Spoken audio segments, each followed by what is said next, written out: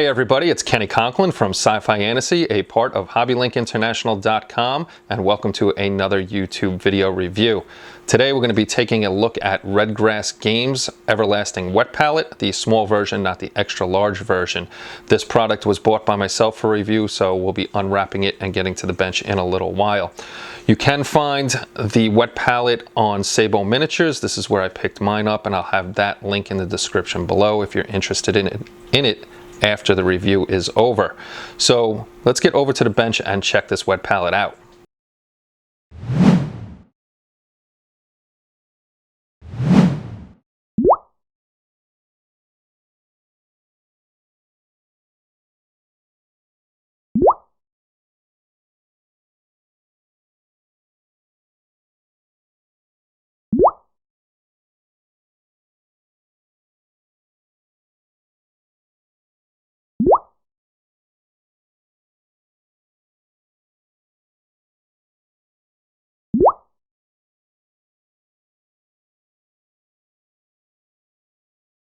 So today we're going to take a look at the RedGrass Games Everlasting Wet Palette, and this is not sent to me for review. I actually bought it to check it out, and I got it from Sabo Miniatures, which you can see right up there in the corner. There's a few different styles of the Everlasting Wet Palette you can get, different packages. I got the Painter Starter Pack, which doesn't come with as many products as you can get on another pack, and it also comes in different sizes. This one is the smaller one, and it's 15 by 20 centimeters or 5.9 inches by 7.9 inches this way. My package came with the Everlasting Wet Palette, the elastic strap, which doesn't come on it, plus you get the package for the hydration foam pad, and you also get 15 sheets of Everlasting Wet Palette hydration paper. So those are a couple things that come with this one. I've already opened this one, but when you first get it, it's a little hard to open because there is an airtight seal on it. But once you have it open, it's easily opened. Now, you can actually use the Everlasting Wet Palette. Say you have a buddy over for 2 wet palettes. It's the same size tray on both of them, but you will need a second hydration sheet. So the package, the starter kit, isn't good for that because it only comes with 1 hydration sheet. This side, the gray side, is for using your hydration sheet if you're not using it with a buddy, and you'll put your hydration sheet in here, and we'll go over all of that.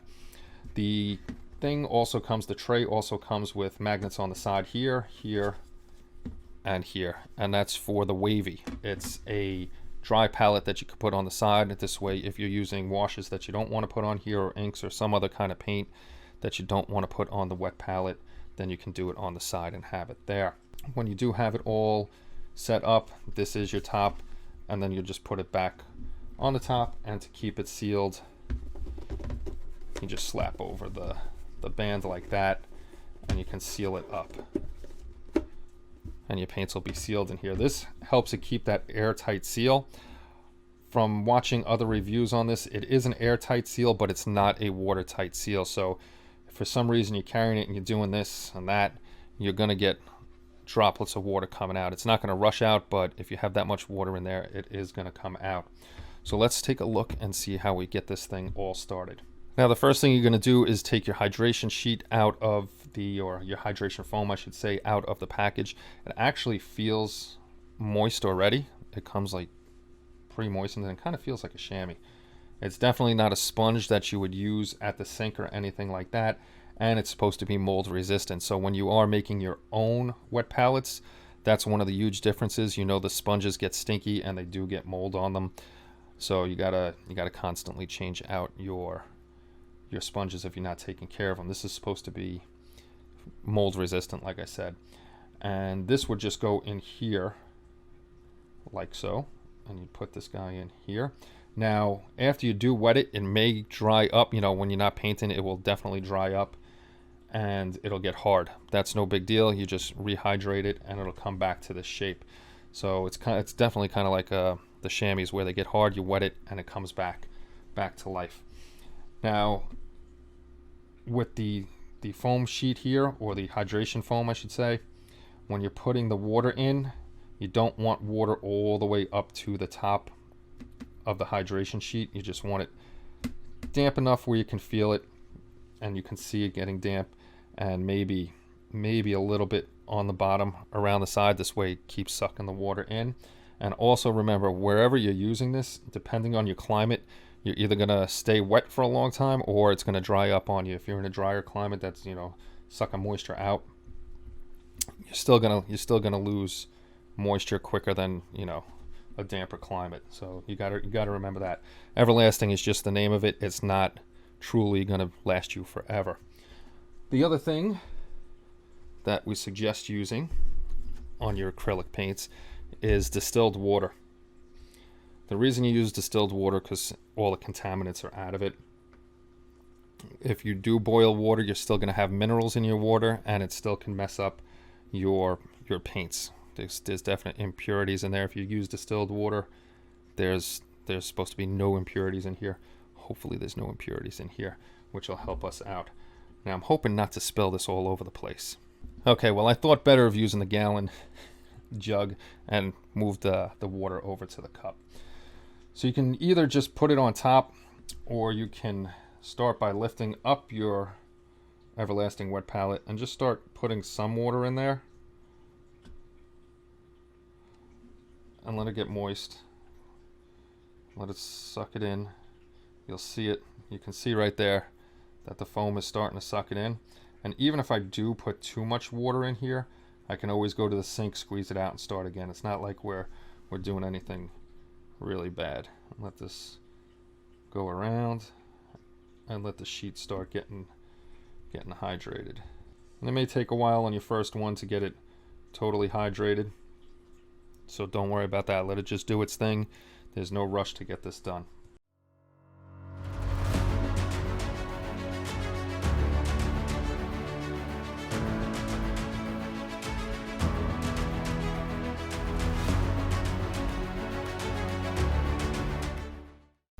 Now mine took a while to get hydrated. I had to play with it, as you've seen me going fast through it, getting everything hydrated. It is soaked in there. It's not overly wet, and there's not a lot of water. There's really hardly any water around the side.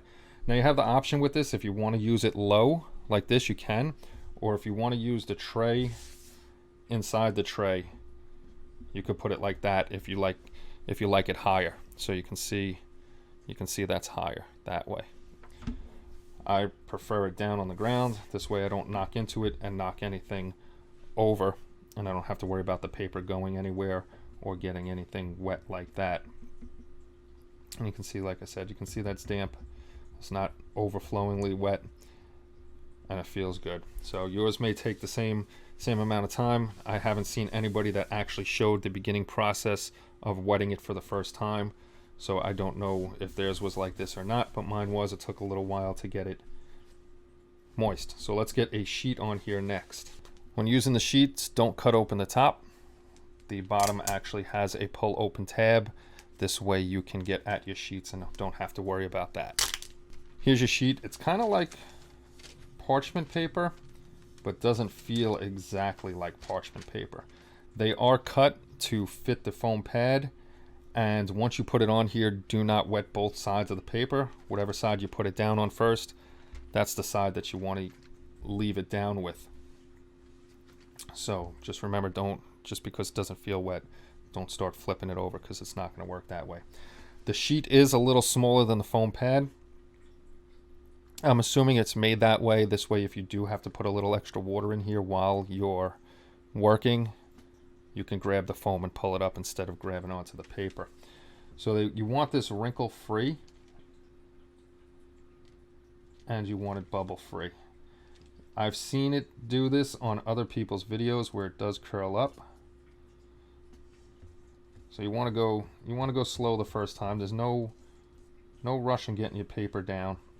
It's going to start to wrinkle up a bit, and you'll see it's starting to get wet, and it's going back down on its own. You can pull it up a little. It's kind of like tinting a car window. Try to get those air bubbles out of it. Smooth it out as much as you can. And it's okay that it folds up like that, because like I said, it'll go back down. And you can pull it up a little bit.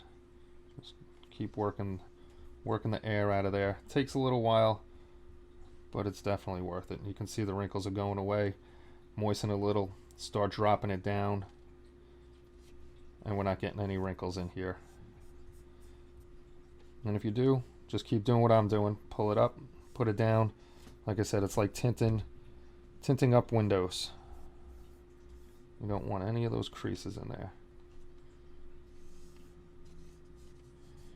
And bubbles are our enemy.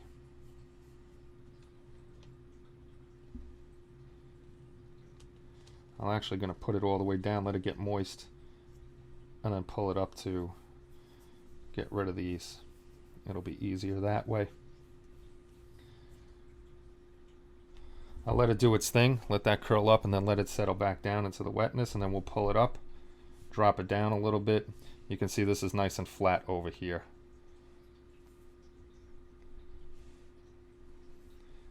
Now we can put that, let that get moist. And if you have to, you can pull it back up. It's not going to hurt it. Just don't re-wet. You don't want to wet the other side. You just want to keep the one side wet.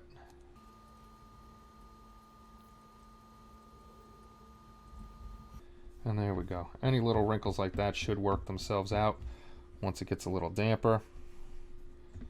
But it's pretty much smooth all around. I can come over to this side.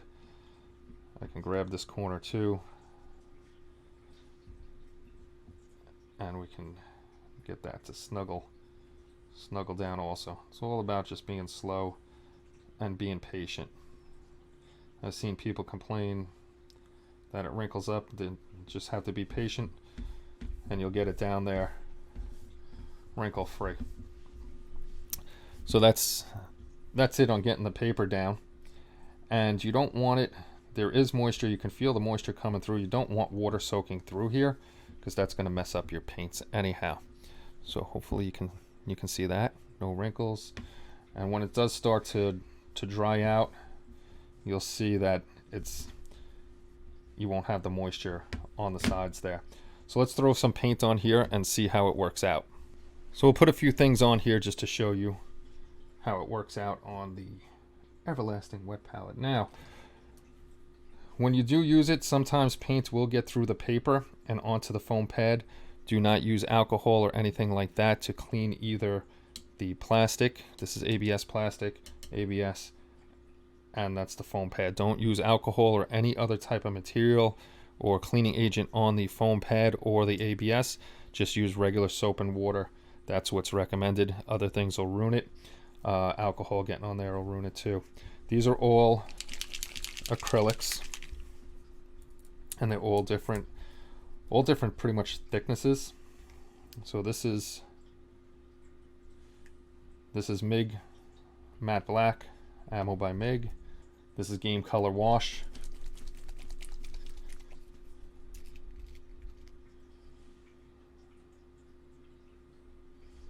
Model Color.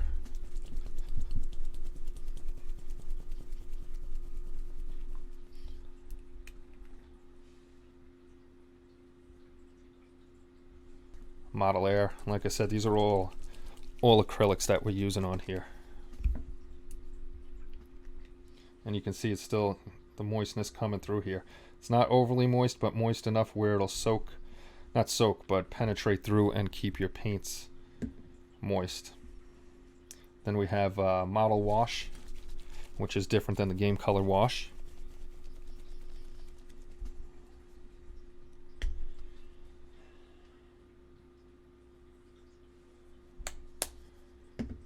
Scale 75.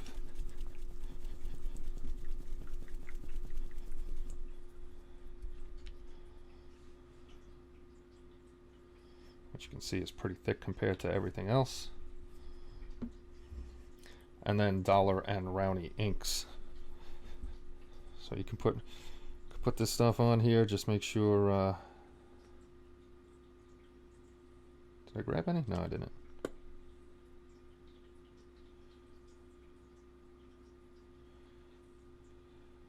Just make sure you're not using alcohol or anything on here. You don't want to ruin the kit you bought. So those are all set up here. Now if I leave these here, of course if I have the palette open, it's going to evaporate over time. It shouldn't evaporate that quick because right now it's still winter out.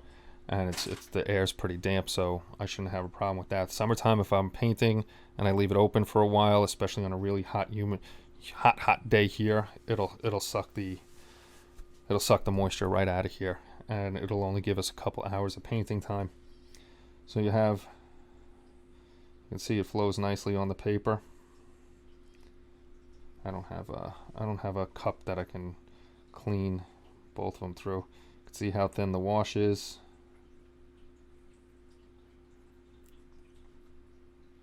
And then this is model color. This is thicker than the MIG and definitely thicker than the wash. And then we have model air, which is actually a little thinner because this is made for airbrushing.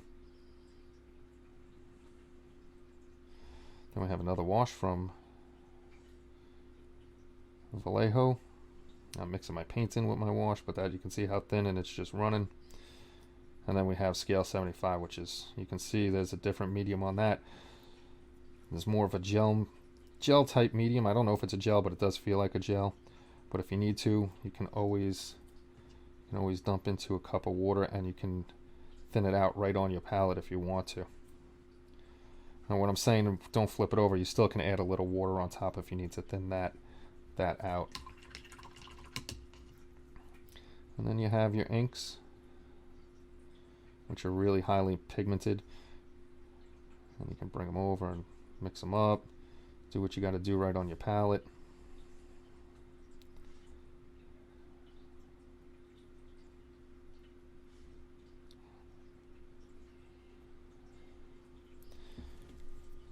Hey, I was making a word there. Didn't even realize it. But it moves really, really well over the palette. You can feel the moisture in here. So it's definitely going to do its job. So what I'm going to do now is I'm just going to cover it up, and I'm not going to let it sit that long. We'll see. I'll let it sit an hour or so and see the difference, and then we'll come back to this. So let's lock it up and we'll come back. All right, so let's see what we got going on here. Don't rip it open too quick, because sometimes it feels like it's like really sucked on there, and I don't want to have it go flying everywhere. So this is it's still damp and moist. This was the wash, and you can see that soaked. That was soaking into the paper because it's so thin. It's soaked pretty much through. I guess we'll take the paper off and see what happened. The same thing with the washes over here. This sucked in a little more. It's drying up in the middle over here and dried up a little bit over here. The ink stayed nice on here. That stayed really nice. Like again, I said this is only about an hour that it was sitting on here, but the two washes did start to soak in and dry up some in between here. The paints are still pretty loose. The wash mixed with the paint is loose, so it's definitely going to do its job. The thing is, do you want to spend the money on it, or do you want to make your own? Me personally, I would say spend the money on it. It's worth having, especially if you're painting figures and stuff like that. But it looks pretty good. That wash, mixing the wash, the lower wash where I had it puddled, stayed together nicely. Up top it started drying out for some reason, or where I actually had it thin. But look, that's just stayed into one big puddle. So you can make just a whole mess over here. I'm making a whole mess. But let's lift it up and see if anything soaked through, because it looked like on this one, like I said, it looks like it's soaking through over here and drying up over here. So let's see what we got going on. Pull up the corner. We're going to be throwing the sheet out anyhow. No, it didn't soak through. It was just drying up the one wash. We're good here. You can see the moisture on the back over here, so it's doing its job. It's pulling through the paper, pulling up through the paper. This way it's keeping your paints moist. Maybe that one spot, this is where it was drying out, so that spot is not wet enough. Gonna get that more damp, so that was my problem, my fault on that. See the places like this where it's white, it's still not that saturated, so I should probably push it around. I'm assuming it's not saturated because it should be all a uniform color. And the one spot there that was a little drier, see, now I'm getting the moisture in there, so that's going away. So that's probably why it started drying up over there. There wasn't enough moisture in that one area to keep that part wet. So that's pretty much it on the wet palette. It's a nice little wet palette. I like this size because I have a small desk. If you're a bigger figure painter that deals in a lot of colors at one time, you may want to look into the extra large one. But let's look into the pros and cons of this kit. So let's get into the pros and cons of this kit. We'll start out with the cons. I'm only seeing one con, and it's generally not for me. It's going to be for a lot of people out there that are price conscious. The price of the kits is going to be a little much for some people. Some people are going to say it's really worth it and get it, and I think that's going to be the majority over the people that say the price point is too high. So that's the only thing I could see as a con. So let's get into the pros of this kit here. The pro of the one that I have, the Painter Starter Pack, it's the smaller one. Smaller is better for me because I have a small workbench. Some of us, or a lot of us, have a small workbench. We don't have these huge benches. So the smaller one's going to work out perfect. It's going to be on your side, not taking up any room. You can dump into it, get to your mini or whatever you're painting, get back into it. The XL one is going to be for those people that use a lot of paints on their palette at one time and like a bigger area to work with instead of a smaller confined area. I find the area on this one perfect. It's not too big, it's not too small, and plus if I need more room, you can use the lid as a double palette.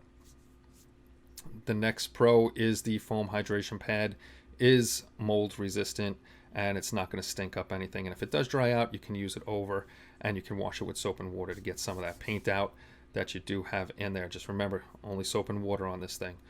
Another pro is the construction of the kit itself. It's made out of ABS. It's solid. It isn't going anywhere, and that's a great thing. Another pro of the kit, I like the magnets on the side for the external wavy, which is your dry palette that you could put on the outside. So if you don't want to put your washes or your inks or something like that on top of the wet palette and you like using those on a dry palette, you can have that on the side, and I think it comes with 5 ports on there, so that's not bad at all. Another pro, we're going to go with the pre-cut hydration sheets. Like I said, they're not exactly like parchment paper. They kind of feel like it, but they're already pre-cut, so you don't have to worry about that. They're perfect size. They leave that little lip over the edge where if you do got to add water, you can grab onto the foam, put the water underneath, and you're good to go. The next pro is the size height-wise. I like the size of it because it is thin and my hand doesn't have to try to reach over a Tupperware or some kind of other container that I was making a wet palette out of on my own with a sponge and parchment paper and all of that stuff. And the last pro for me, it's all pre-built and I can just order what I need. I don't have to go through the hassle of getting the sponges and finding Tupperware and all that other nonsense. I can just order. It's a great size and it's all set and ready to go. So overall, this is a really great kit, especially if you paint figures, and it does keep the paint fresh for a very long time. Watching other videos, I know that. We only did mine for about an hour, so we know that some stuff does start to dry out, especially, like I said, that little spot where it looked like I did not have enough hydration is where it started to dry out. So you just got to make sure that the hydration foam is fully hydrated, your sheet is down flat, and just take your time putting it together. So that's it for this unboxing and quick overlook of the RedGrass wet palette. I think it's a great product. Just beginning to do figures.